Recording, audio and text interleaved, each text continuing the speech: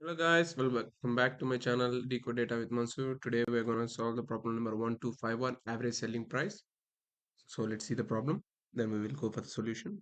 Here they may given us two tables. One is called price table and another one is called unit sold table.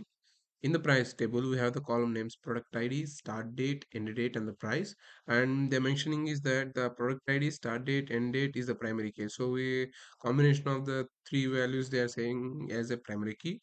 And we have another table called as unit sold. In the this one may contain duplicate rows and columns. And here they are asking us to find the average selling price of the each product should be rounded to two decimals, and they are asking us to result in any order. So there is no need by order by statement, but we have to query the average of the price. So let's see the example, then we can get to know what's going on here and how they are calculating the average of that value.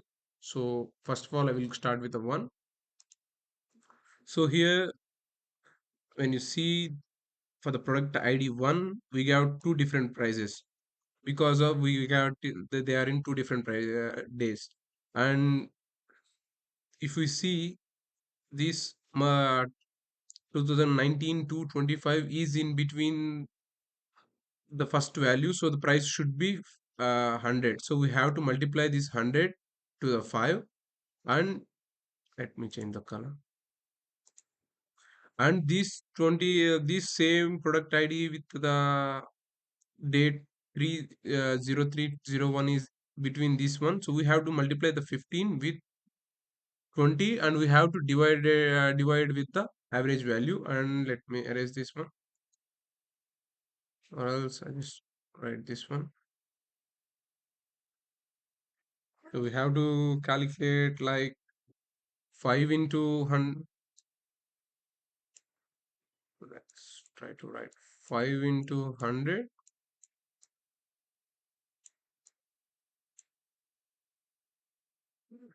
Let me erase this.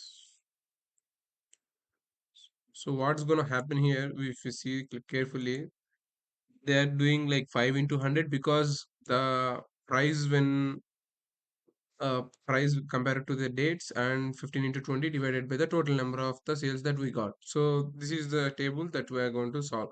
So I hope you understand the problem. If you understand the problem, go for the solution, or else I just continue the problem. So first of all, we have to select the, as they mentioned, product ID and the average price. So I just write the same thing. So first of all, we have to write the select statements.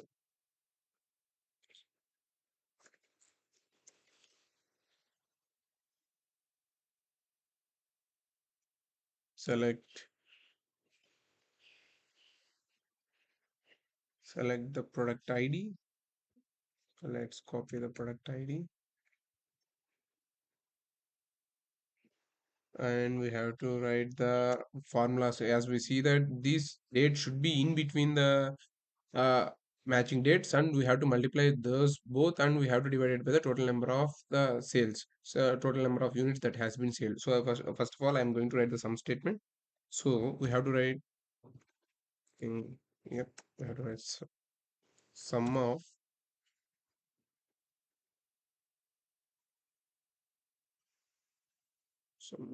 the price multiplied by the units that has sold, units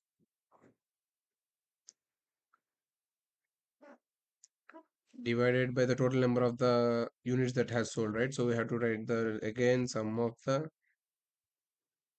units, and we have to give it name as an average price. So just copy this one and paste it over here, and we have to select from which table, from the prices table.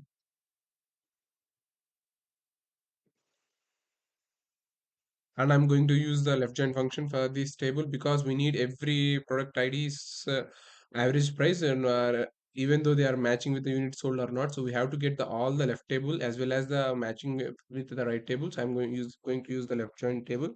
So left join the unit sold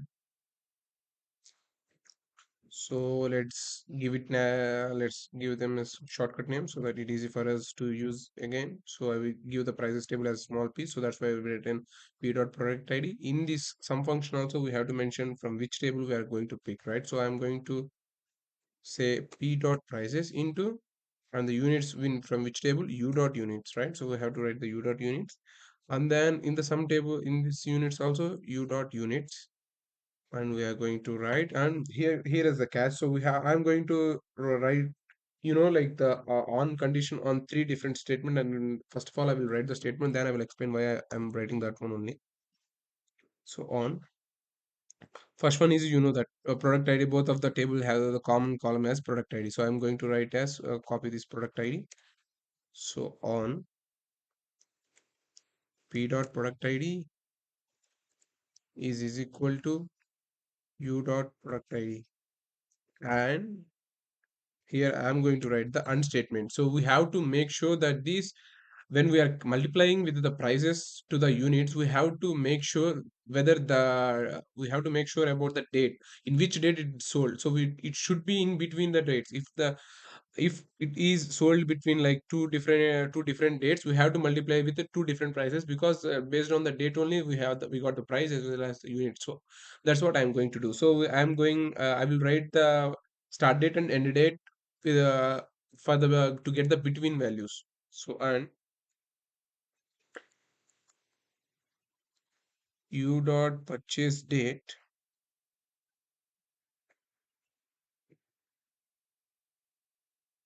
should greater than or equal to the p dot start date.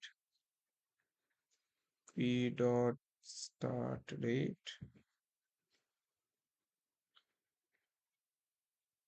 and we have to write same thing for the last date as well. So just copy this and just change as a last name.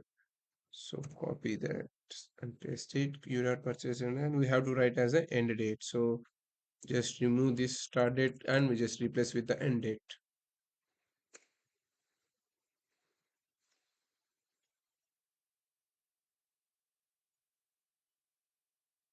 Think for some issue. Let's copy again. Let's paste it. And we are going to use the group by statement for because we need it for different product IDs. So group by p dot product ID, and here they ask us to round the table for the like two dots. So I'm going to do the same thing. So I'm going to give this one for the round function. Round of this function should be equal to two decimal values. Okay, so let's run the problem. Okay, we got the wrong answer. Let's see what's going on here. So okay,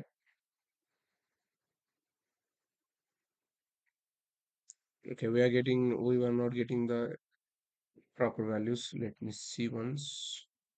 So select p dot product ID, and we have to write the if null statement as well, because we have to take care of the null values as well. So I'm going to write if null statement over here. If null, we have to put this with comma 0. Oops, 0 and product ID and units sold on p dot product ID is equal to u dot product ID. Okay, I did mistake while in the end date, and let's run again. Yeah, we got the output. So what I done is, first of all, I am calculating the average value based on the formula that they mentioned, and after that, based on the dates that they purchase, I am dividing. I'm simply doing between function. We can call it as between function, because I'm just make suring that the purchase date should be in between the dates, and we have to multiply with that dates only. So like I already mentioned, like we have to multiply this 5 with 100 and 15 with the 20 because of the dates. And that's all for today, guys, and I hope you like the video. And if you like the video, please subscribe to my channel, and I'm going to solve all the 50 SQL problems in this series. And thank you. That's all for today.